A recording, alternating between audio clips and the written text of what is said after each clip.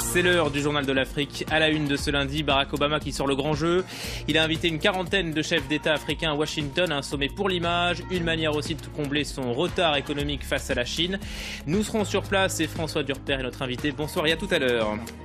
En tout cas, le sommet est très loin de faire l'unanimité en Afrique. La liste des présidents invités à Washington est très discutée. Les opposants politiques sont montés au créneau, comme nous l'explique Nicolas Germain. Le sommet États-Unis-Afrique à peine commencé est déjà critiqué. Beaucoup s'interrogent sur le choix des présidents invités. Parmi ceux qui ont été refusés, l'Érythréen Isaias Afewerki et le Zimbabwéen Robert Mugabe, car leur bilan en matière de droits de l'homme est jugé inacceptable par Barack Obama.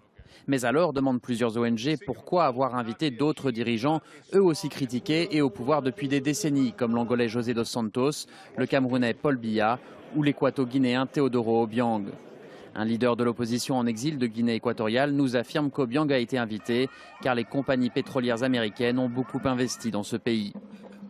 Les compagnies américaines ne seront pas aussi à l'aise s'il y a un changement qui n'est pas contrôlé parce qu'ils craignent toujours ceux qui viendront après. Si après le sommet cette sommet, il n'y a pas un changement en Guinée équatoriale, donc le peuple équatorien sera vraiment déçu parce qu'ils ne seront pas écoutés.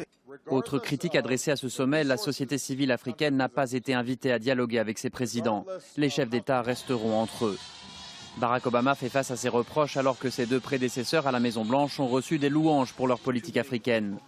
George Bush pour son plan d'urgence contre le sida et Bill Clinton pour l'AGOA, le programme américain accordant des avantages commerciaux à certains produits africains.